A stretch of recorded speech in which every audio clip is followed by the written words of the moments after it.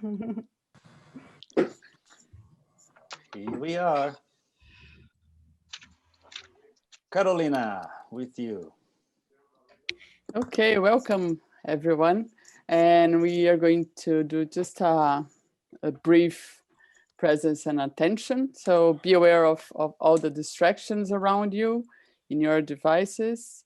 We are going to meet for 1.5 hours and create a space for work for you to take notes. And let's do our presence. So put your feet, sit comfortably and put your feet on the ground. And if you want, you can just stop the video to feel more comfortable, maybe.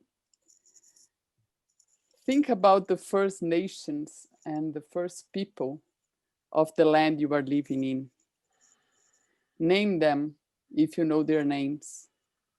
I would like to acknowledge the traditional, ancestral, and ceded territory of the First Nations on which we are gathering, learning, working, and living today. Close your eyes and let's take a 3 deep breaths, bringing your presence here and now. So inhale, hold, and feel your body. Exhale. Inhale. Feel your heart. Hold your heartbeats and exhale. Inhale. And meet your clean mind. And exhale.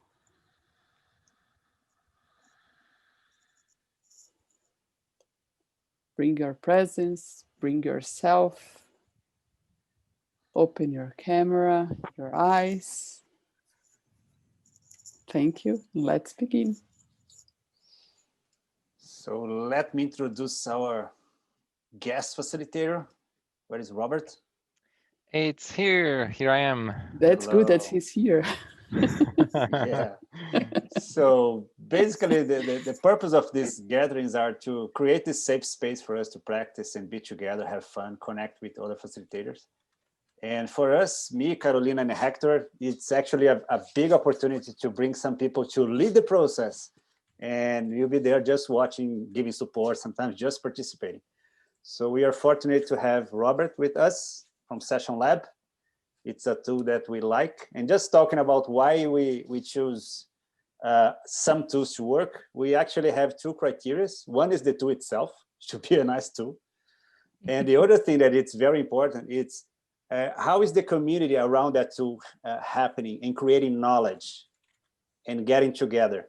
Because this is sometimes it's more important than the tool itself. So that's the case in SessionLab. We are always learning things from people in SessionLab, from people working with SessionLab. So it's a very creative and generous community. So that's why we invited Robert. The floor is yours. Thank Hello, you. everyone. Thank you for the introduction, Fernando. It's a pleasure to be here.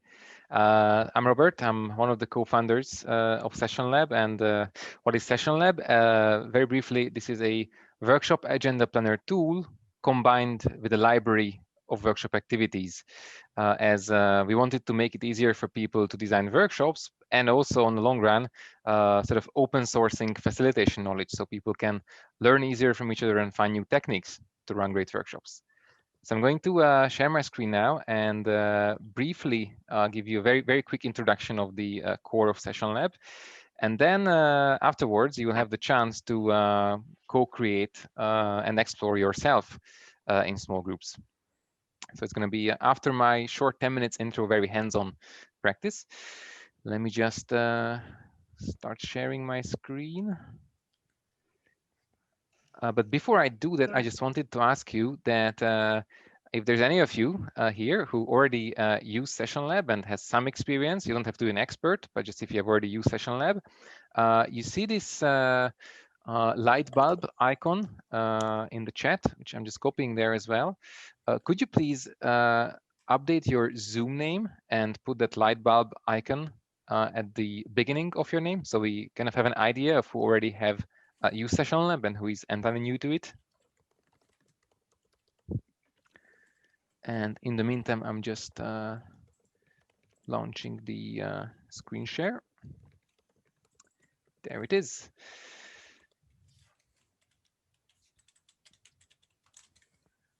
Yep. Oh, okay, then you already used it. That's great. Do you see my screen now? Can you just confirm? And then I'm going ahead. Great. Sharing the screen. So here you see I just logged in to one of my accounts in SessionLab. And practically the tool has two main parts. The workshop agenda planner tool, which just to show you around, for instance, we have with Fernando and Hector, we mapped out, we planned the agenda of this webinar in here. So if I'm opening a specific session, it contains, it's sort of, I would compare it to maybe a spreadsheet where I would design an agenda or a timeline for a session, but it's a bit more interactive. It's easier to move things around, and I'll show in a moment how that works. So these are blocks that my session is built up from. And next to that, there is the library. So there is a wide range of workshop activities which are publicly available. As I mentioned, we would want to help people finding the right techniques for their workshop. So essentially, we partnered with some organizations, and also individuals who use SessionLab do submit content. Whenever you see like a human face next to a facilitation method here, that's submitted by by somebody who used SessionLab. And practically what you see here in the library, so sessionlab.com/library, I just came here by clicking on the library button in the header. This is a public resource, and it contains a series of workshop activities for a range of different purposes. And if I open any of these, you see these contains detailed instructions, if it needs any attachment, what materials I might need, and it kind of guides me through how to run activities. And there is a lot of them as well. They are categorized into, let's say, if I'm looking for something to energize my group, I can just click on the Energizer filter, and then I can explore that area. If I'm looking for something that's suitable for remote workshops, I can go onto the remote category. And there's also around 100 remote-friendly workshop activities here. But if I want to dig any deeper and explore any particular concept, I can, for example, let me just go back to the root of the library. Let's say I would look for idea generation method. I can click on the idea generation tag, and then I can again see all methods that relate to idea generation. So it helps me to find methods for my next workshop or the one after that, and also get more creative. So I don't only always need to use the same techniques I use over and over, but I can find some new inspiration. And there's some liberating structures methods, for example, game storming. You see, if I open any of the methods here, I can just also, with these arrow buttons, click around and open new ones. And it's also, we want this to be a community, so something that grows. And as you see, some of the methods already has some comments where people actually used it in real workshops. Then you see how many people liked something, how many people used in the workshop plans, but also how specific people of this comment is from. For example, for me, I did use this activity in one of my workshops. You can actually share with the people how this went in a real workshop context. And if there is something here which I would like to use in any of my workshops, then I can easily add it to my agenda. So I'm going to turn now in the next few minutes to the agenda planner tool. So let me just head back here to the my dashboard. And if I would create, let's imagine a scenario, I'm planning for a new workshop. I'm clicking on the new session button here. So I'll build up a new agenda plan here. And I could choose to use any of the templates we have available. There is similarly as in the library, there is a series of complete workshop agendas that are publicly available for problem solving, team building. But this time I'm just going to create a blank new session. And while I'm preparing for this workshop, let this be maybe on leadership development. So I'm just adding a title to my session. And you see, these are the blocks that build up my session. I would start with an introduction, and the nice thing here is that it's really easy to move around my agenda as I'm building it. I would say I want to start my session at 9 a.m. So I'm locking the time of the first block, which just tells me my day will start at 9. And apart from simply building up my blocks here and practically any note I add here, so this would be the description, how I run my introduction. These blocks are usable elements. But I can not only build up a session from here, but let's turn back to the library. So there is an integrated library of workshop activities, and that will be also the core of the practice today. If I'm, let's say, want to start this workshop design, and I'm looking for an icebreaker, I just came here to the sidebar. There is a search icon. And let's say I'm looking for an icebreaker activity. So I'm typing the icebreaker keyword here. And this way I'm able to search in the library. The same library, which you are seeing here. So the methods, these methods card that you see here, are now appearing in the session planner tool here. And if I, let's say, I can inspect it a bit closer. So is this an activity I would like to use? Again, I see all the descriptions, materials I need for running this activity. And if I think I like this and it fits for my goals, I could just simply drag and drop this to my agenda. And voila, my timing is updated. I can assign the right category. This would be an icebreaker here. So we have also color coding, which essentially tells me that I usually use the color coding to indicate the interaction type of certain blocks. I usually use green for exercises, blue for theory. And let's say if I'm building a workshop agenda and my whole agenda is blue as theory, then it means I need to do something because people will fall asleep after 20 minutes. So it helps me to get a more balanced interaction for my workshop. And as you see here, it's very easy to adjust the timing. I probably won't need 90 minutes for my introduction, just maybe 5 minutes here. And this activity I would do not 30, but 25 minutes. And then I can look further. If I want now an Energizer game, I can just type Energizer in the search here. And again, look up the suitable Energizer. Maybe I want to use this rock, paper, scissors tournament. And again, if I want it, I can just simply update my agenda with it. And this is the way I would normally build up my workshop agenda. Of course, the design process takes some time to think it through properly. I'm just demonstrating here how to quickly reuse items from my library. But also, as I'm building up my session, I can reuse any item from my previous activities. For example, I know that one of my colleagues have been doing plenty of leadership development training. So here at the search, I'm just switching that I don't want to search in the library, but in all my previous session plans. And if I'm just adding the leadership keyword there, let's see, maybe I have something that my colleagues have been doing there.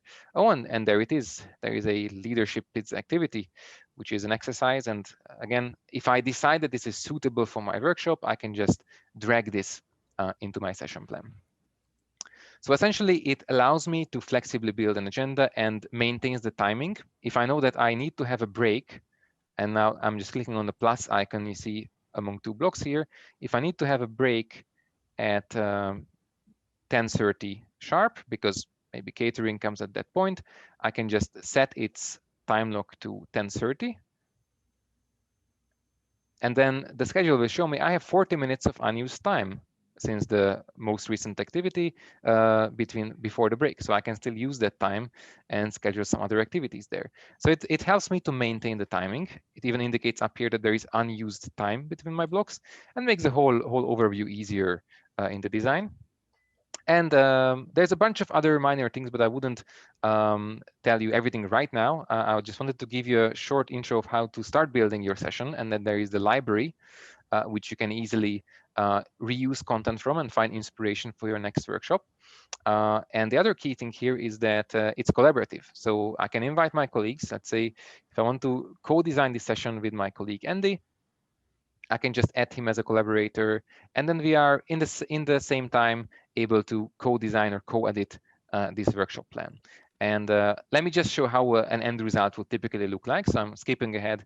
I'm showing here a different workshop I designed or a template I duplicated. This is a 1 hour brain sprint, so practically a brainstorming workshop or an idea generation workshop.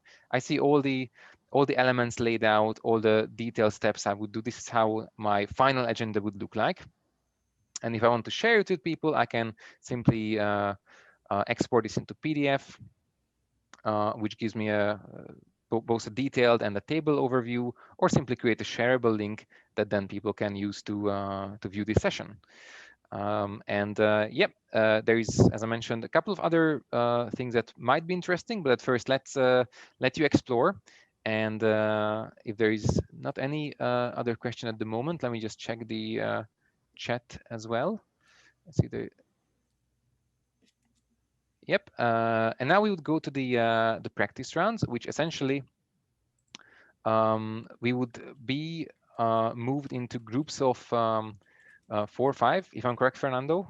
Correct me if I'm wrong 5 there. groups of 3. 5 groups of 3, and then in each group you would be invited to a blank, empty session plan, and practically after we are moved into the Zoom breakout rooms, then either my colleague Andy or myself, I will quickly join the Zoom breakout room.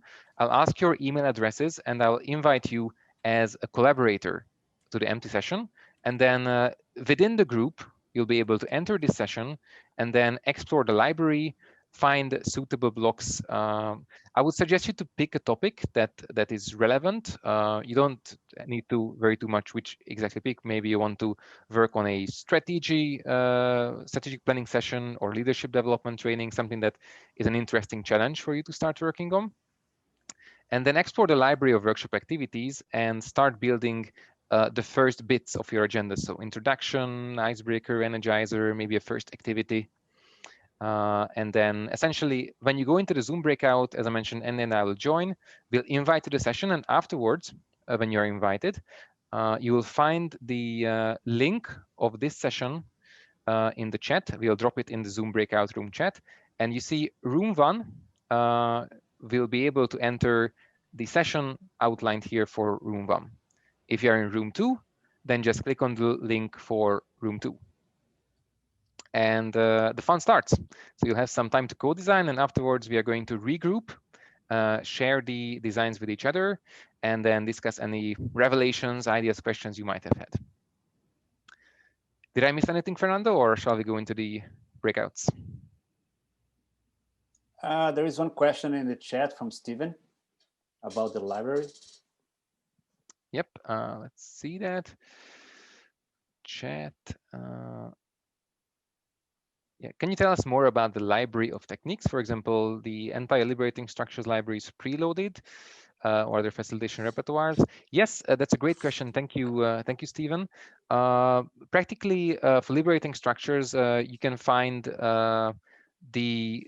well, I can't for sure say the latest one, but the one that was on the liberating structures site a year or 2 ago. So practically, we reached out to organizations who do have their own content. At SessionLab, we love facilitation, but we're not expert facilitators. So we partnered with liberating structures, gamestorming, Hyper Island. You can also find the IF methods library hosted at SessionLab. And we are essentially hosting their content with their branding. So these are essentially methods you can find also at the gamestorming website, at the liberating structure website, but you can all find it also here to use when you design a session. And other than these partnerships or the set of content, there's also individuals can submit content. So anyone who uses SessionLab can submit a block from their session to the library or create a new resource from scratch. As I mentioned, whenever you see a human face next to a method, that's done by an individual usually. So yep, let's then go ahead to the breakouts. Okay. And then Andy and I will see you in the breakouts in a moment. Are the link in the chat already or not? Yep, in a moment I'm dropping there. Just a second. The visitor link for this session. I'm adding here to the chat. So the link I'm adding, once again, that will allow you to access the agenda of our webinar today, in which you will see the design session block, which contains then the link for your room. But just in case, Andy and I will put there your session link in the Zoom breakout as well. So you don't need to look for too much. Okay, so I'll be opening the rooms. See you in a minute. All right, see you there. So who will stay here? Andy, Carolina, Hector, and Robert. Okay.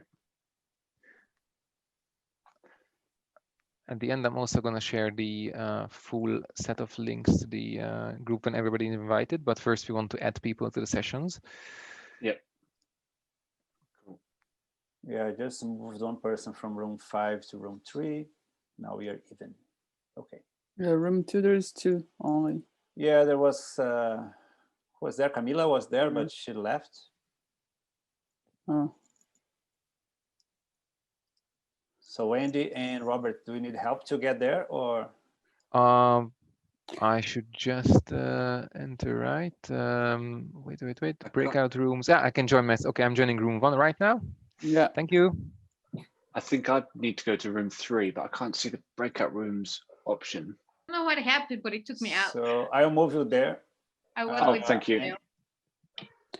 Andy to room 3. Go.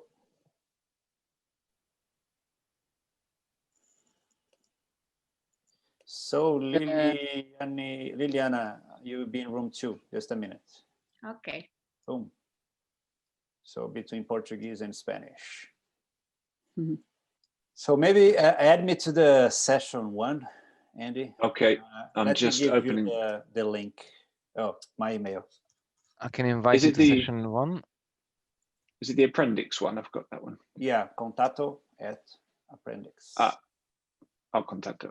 Oh, perfect. Let me pop in there. There we go. And session 1.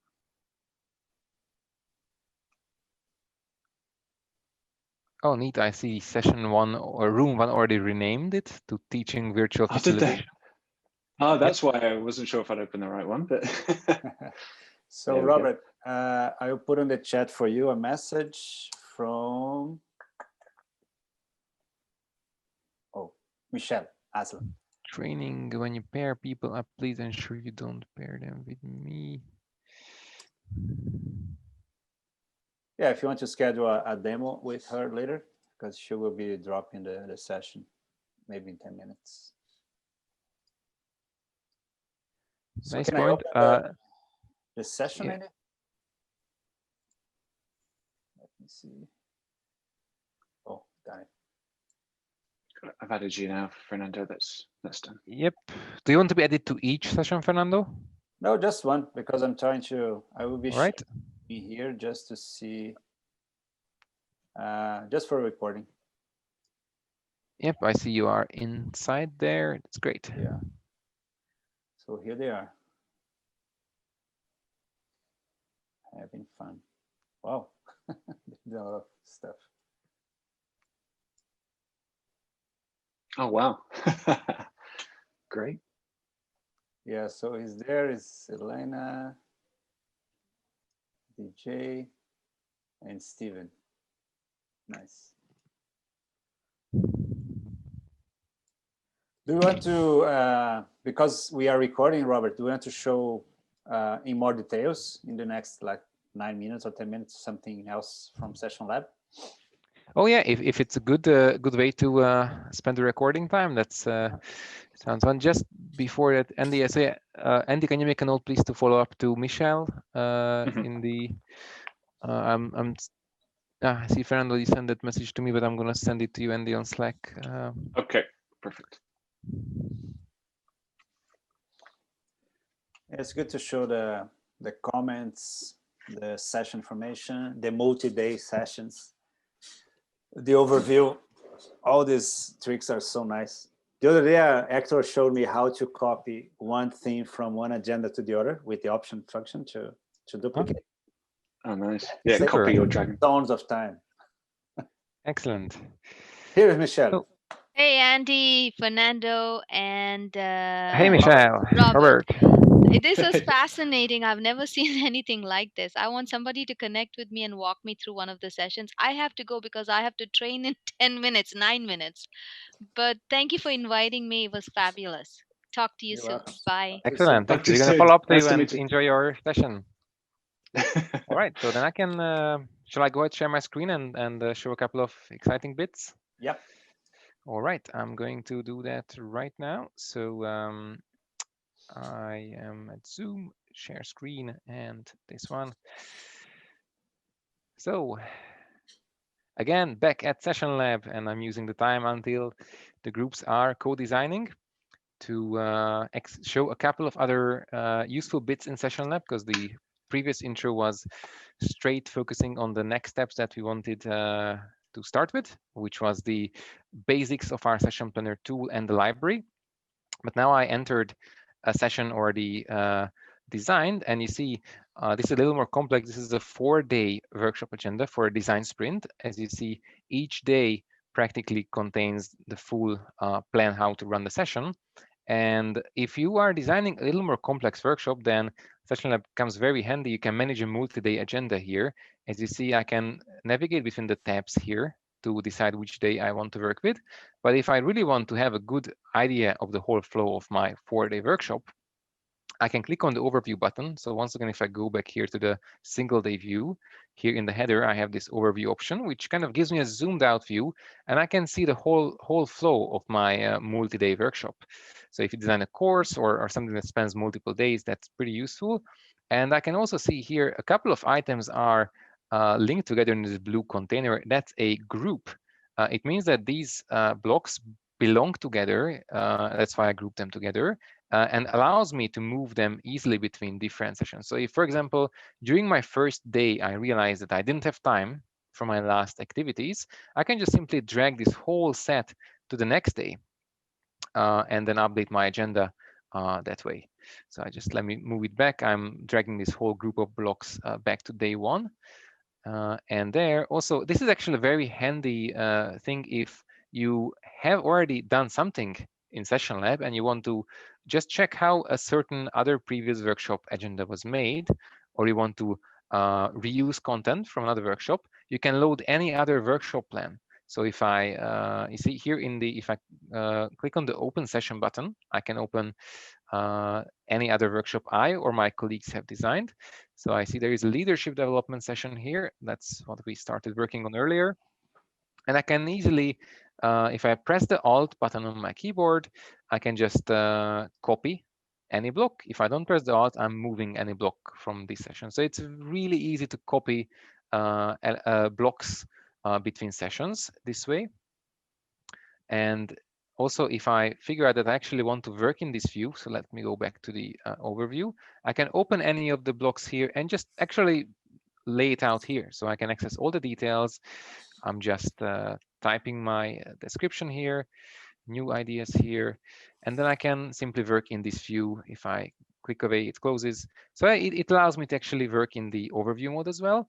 But let me go back. There's a couple of other practical things that makes collaboration easier. So if I am designing this session and at the point comes when I want to share this, for example, with my client, I can invite him to SessionLab. So I can click on the share button here and I can decide, I already invited a colleague, Andy, for another session, but I can decide to invite people with editor or viewer rights. So if I don't want somebody to be able to just completely mess up my session or edit anything, I can simply change it to viewer status, and then that person will only be able to make comments. So if Andy now logs in, he'll be able to add comment on any of my session, and see there's already a couple of comments here which I'm resolving now.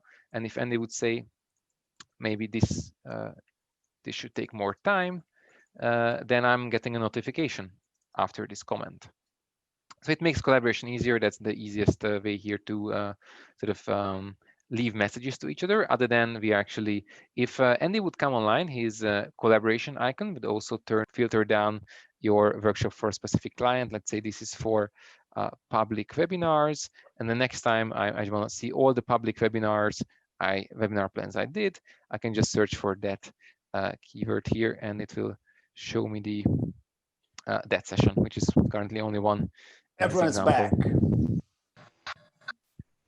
Hello, everyone again. Hello. Hello.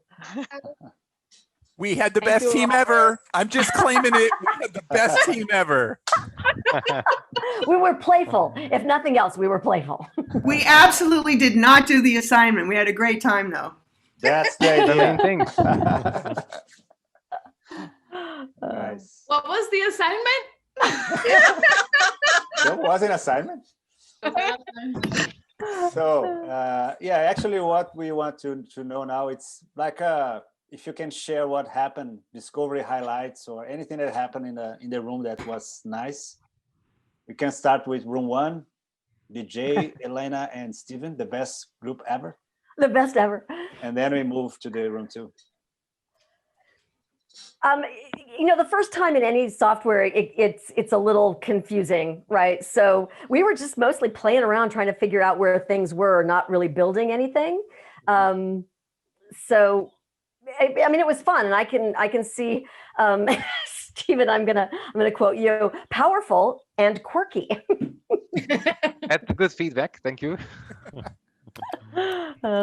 But Elena, do you want to tell them the one thing that you noted about it? Yeah, well, there were 2 things. So one thing was with the comments, it didn't pop out at you very well. So when you leave a comment on something, it's just like this tiny little one. I wanted it to like change color or flash or something else. And then the other piece was with videos, you can't seem to like embed the little clip, so you won't have like a picture. Yeah, not or yet. anything. That's Just a not link. yet present. You can embed the images, but not yet videos. That's a good point, though. Something we'd like to do in the future. Mm-hmm. So what's the difference between a note and a comment, Robert?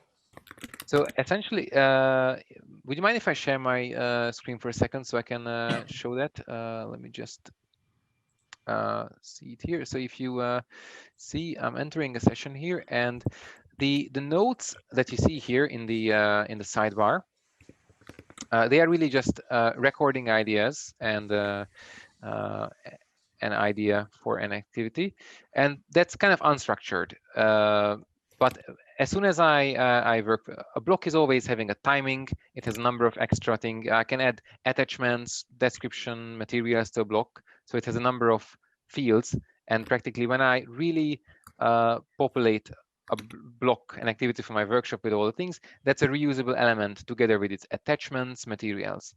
While a note is simply just an idea I have, and I can actually transform notes into blocks later on. But one of the thing I use mostly the notes area here is that it's also a parking lot. So if I might not want a certain activity, but I'm not yet sure if I want it or not, I can just drag it to the side and it stops counting to my overall timing. So it's kind of a double thing here. I can either add simple ideas here or use this area as a parking lot for activities that I'm not sure that I want to use. So I usually add a couple of backup icebreakers and energizers here to the notes area. And the comments, is that for co-facilitators to be sharing ideas and thoughts with each other to say, hey, well, you look at this one, do you agree, that kind of thing? Or yeah, typically it's used by either co-facilitators, or you can invite your client here and have a conversation over comments. So the thing is, if I share a session with somebody, then I can decide if I want editor or viewer rights to that person. Viewers only can make comments, so that's a good way to just show and ask feedback. While editors, if I give editor rights, then the person can change anything in your session. So they can rearrange blocks, delete blocks, add new items on your agenda. And if I was going to share it with a client, they don't need a SessionLab user. I can just send them the visitor link, and that's yeah. enough. So if you here at the sharing options, you select the visitor link option and enable that, then they can access it through that link without needing to create an account. Excellent. If you invite them as collaborators, then they need to create an account, and there's a free version, so they can use the free version for collaborating with you. The logic is it's always only the owner of a session who needs to have the user right, which is a paid feature, so it's either in the individual pro version or the team version to collaborate. And if you are using the pro version, you can invite anyone else to collaborate with you on any of your sessions. And also just enable the visitor link, so then people don't even need to sign in to view the session. and does the visitor link allow them to also collaborate or just view? The visitor link is just viewing, but we're working on a new feature to enable commenting through visitor links. Currently, as of today, you just can view, you can't make comments, but in a couple of months, you'll be able to also comment with a visitor link. So should we go to Joanne? She has her hand raised. Go on, Joanne. Yeah, I once on the left-hand side of the view where you see just the bar diagram with the different sections. Somehow in some of my pages, I've managed to make that go away, and I'd like to know how to get it back. I have a suspicion, so you can confirm if that's the case or not. And that relates to if you lock the starting time of any of your blocks, and typically people lock at least the first block in a session, as that's when the day starts. But if you move anything else in front of that, that automatically takes the first time, which is midnight. So then it shrinks the rest to this really small part. And for example, if I know that I have a preparation block before the actual session kicks off at 9, I can just, and I know that that's maybe 60 minutes, I can just assign that for 8 a.m. and then it fills in the time. Or I can, even better, I can just simply remove the time lock from the second block. So that's usually the causes, because you can lock any block, and that comes handy if you have breaks or certain or an end time you want to. Let's say if I know that I want to finish my session at 4 p.m. sharp, then I can lock that starting time to 4 p.m. or I made 5:20 accidentally here, but I could lock that, and then it would indicate that it's I have extra time. And for example, what I did here, I didn't lock for 4 p.m. I made it 5:20 in the morning. So it tells me that, oops, it's not good, it overlaps. So if I would schedule wrongly, it would warn me that there is some overlap in my agenda. And in this case, I have not overlap, but extra time, it also points out. And another thing that happens, maybe, Joanne, if you resize your window, sometimes it closes that left column. I noticed that.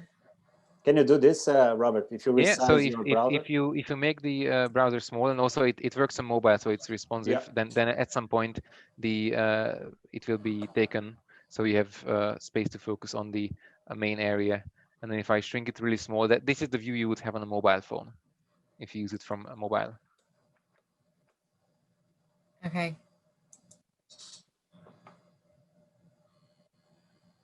Who else wants to share some highlights and discoveries and fun?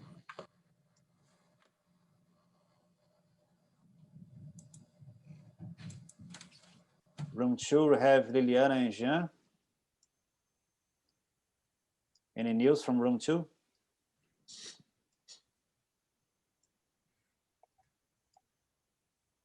Well, I just want to share that Jan was, he's an expert in SessionLab, so he was teaching us and was enlightening. Thank you, Jan.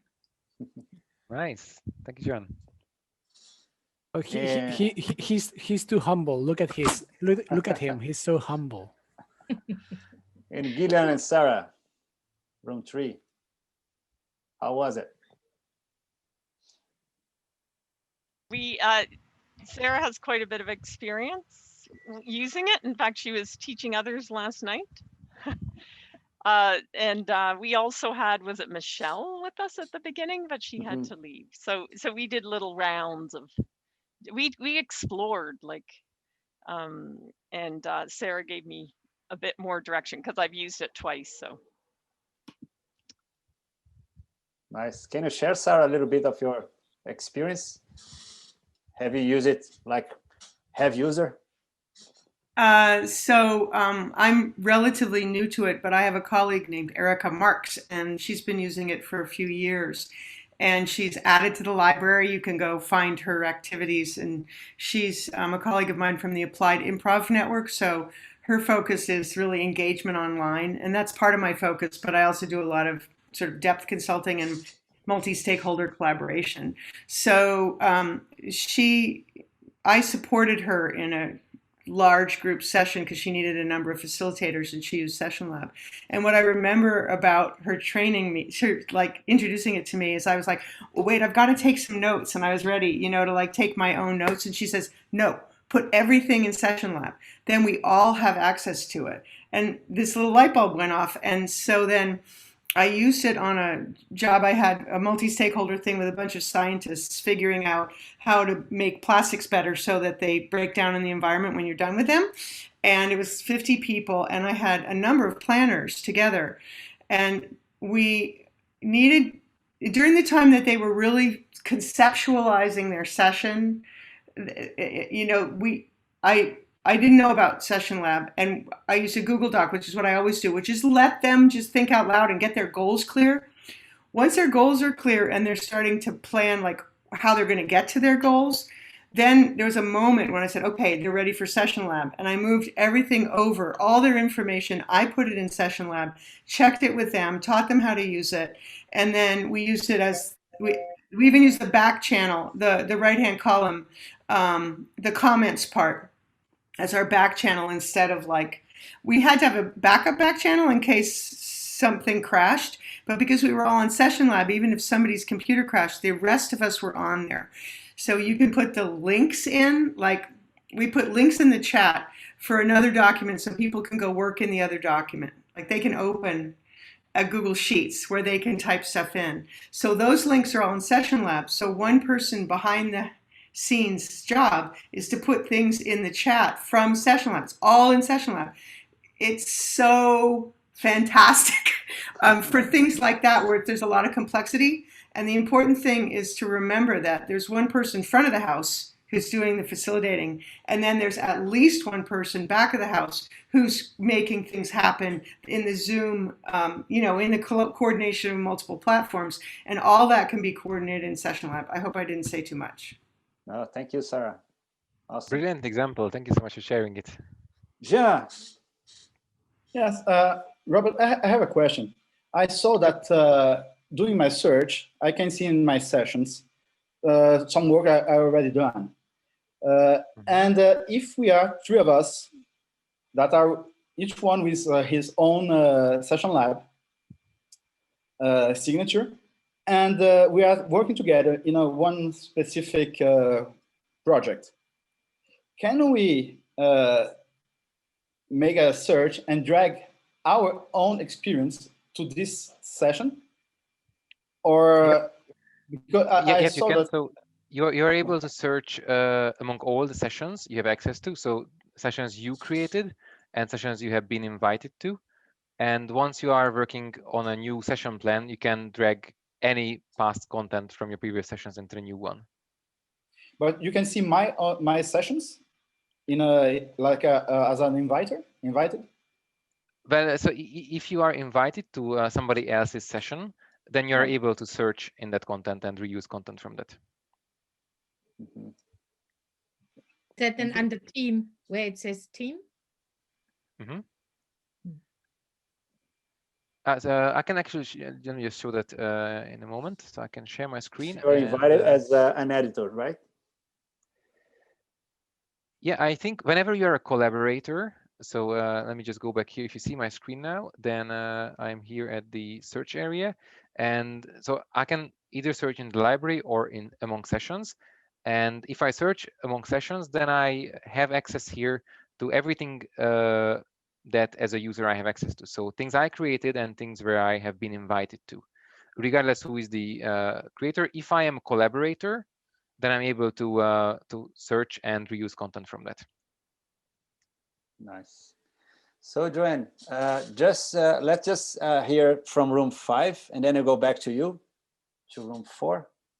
So Paul, Suzanne, and Sandra, anything you want to add to the table? We were playing around. I ended up with a question, and that was about like version control. Let's say we work asynchronously across the world, and somebody mucks something up, and I want to go back to yesterday at midnight. Can I do that somehow?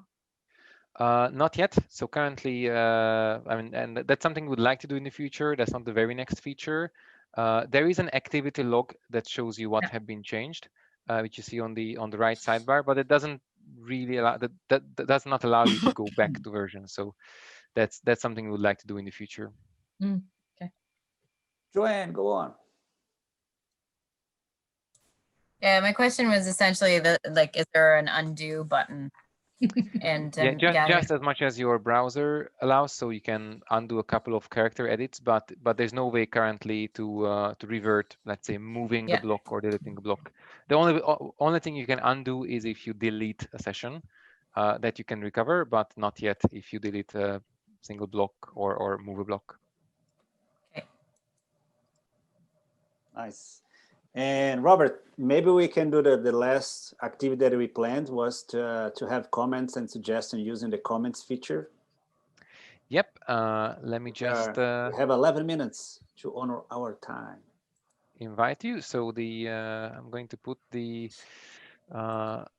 last activity there. So any ideas and suggestions you have for the future to make SessionLab better for you, you can now use SessionLab's commenting feature to comment on the webinar agenda that was planned for this session. So I'm putting the visitor link here in the Zoom chat, and then if you click on that session, then you can use the commenting feature. You can either comment on a specific block or just in general without a specific block.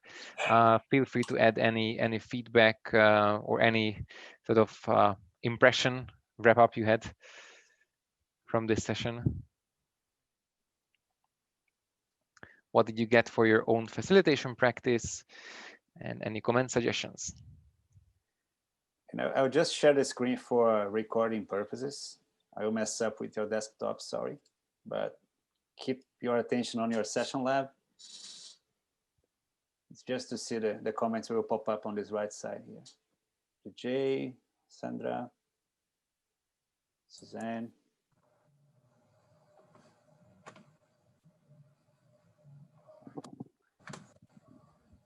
So as Sarah told, we had the prompts to put in the chat right here, and you just copy and paste with the icons, all the fun thing.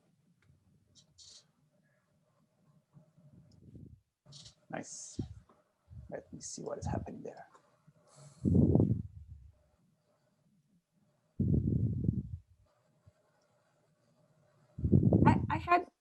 I have problems to open with Safari browser.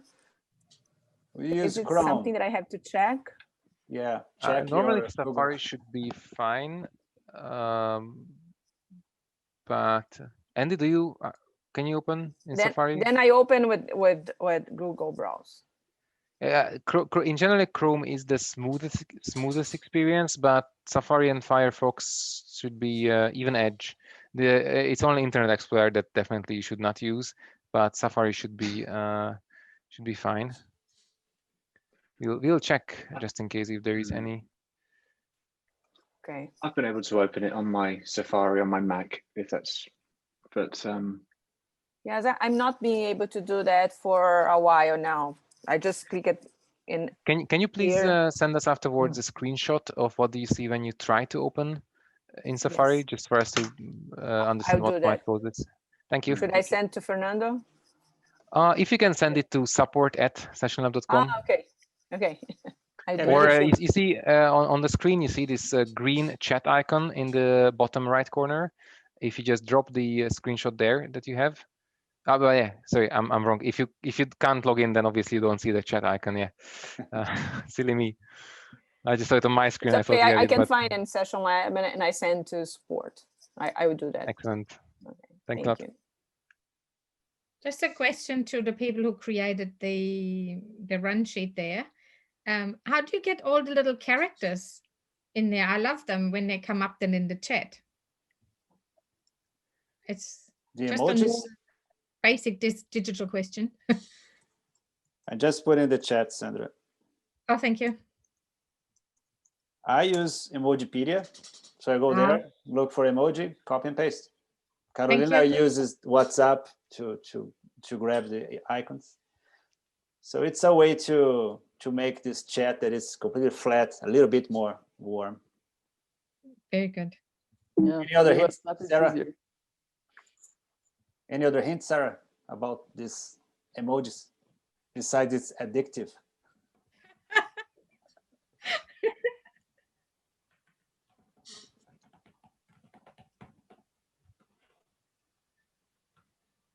And I like the comments feature because you can comment the comment. You can really start a conversation in the comments. It's really good for asynchronous work, the way it's designed. Great to hear. Asynchronous work is the king now.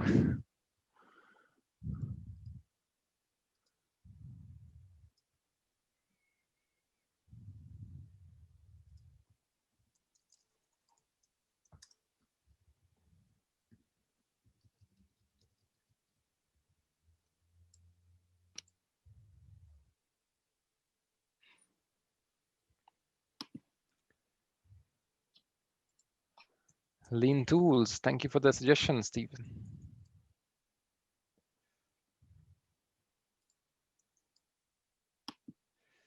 And I see there's a question: is it possible to have the library in Spanish? Actually, we would like to get the content at some point translated. Not the very next step. So that's definitely in the vision. So that's a one more good push to do that in the future. Yeah, I remember the first time I asked about that was 3 years ago, and I will keep asking. Yeah. Good. Now we are pressure us. Now it's 2 of us. Careful, this might become a tsunami. Be careful. Yeah, definitely. Yeah, how about flipping the view, like Joanne asked? I have a friend who is frustrated with SessionLab because he's studied music, and he thinks that the horizontal is easier on the brain. Yes, I recall that piece of feedback. A good point. It's something I'm aware of the feedback. It's a lot of questions though, so we are sort of exploring different options. But that's one of the bigger topics. So I would say that's definitely a large magnitude thing. So I would not make any commitment publicly on that right now. Personally, I'm good with the vertical. Even my photographs are vertical. I like the vertical. So I just think it's a style difference in the way our brains work. Yeah. So definitely there are some different styles in planning, and it's also some people like more visual planning. For example, that's also something we don't accommodate for that much. But at least there is a starting point. Yeah. Yeah, maybe one idea, like what I often do now, is instead of creating an agenda, I create like a game plan. It looks like you're going along a game board, and people seem to love that type of agenda because it makes everything feel playful. But if you could generate something like this for every block, like a really simple visual that we can start a facilitation with. And would that be primary for you to have this view while you develop the plan, or have this view to share with clients at the end? So is it like an output, but you still use this current format while you work, or you want to work in that format? A first thing would be for me to be able to include it in a PowerPoint deck, for example, and say this is what we're going to do. That would be for the client or the user, really. But then also I love it as a design tool. Like I designed with Post-its instead, right? And then I would have to design on paper and then put it back into SessionLab. So if I could but we could, do a mural. I mean, like you could even just integrate a mural board or something that's out there anyway, or a Zaps board in the future, or whatever the Zoom is creating. I think that would be helpful enough, and just integrate them somehow. Thanks for the feedback on that. That's an interesting idea indeed. And we don't really have integration so far with Miro, so that's one more avenue to explore in the future. Awesome. So we are coming to our end of the gathering. Robert and Andy, thank you so much for coming. It's a beautiful presentation, beautiful tool, lovely people. And thanks Hector and Carolina for designing the session together. And just a reminder for the next one, firsthand. Nobody knows, just you. Next month will be with Rosanna doing the 90-minute sessions with drawing. Oh, wow. It's going to be really cool. Yeah, it will be fun. And she is amazing. Oh, we just invite amazing people. We are privileged to have fun people and interesting people to invite, and they come. So let's enjoy. Thank you for doing this. Do you want some context? Like there's a Bicablo trainer here in Australia. I mean, there's Bicablo in Germany, but maybe that could be in Brazil as well. Oh, wow, so good. Yeah, but it's good to have other contacts and know other people. We love to connect with new people, for sure. Yeah, and if anyone wants to make like a gathering like this and needs some support to bring someone and make an experience, just get in touch with us by email or signs of smoke, anything, and we can help you out.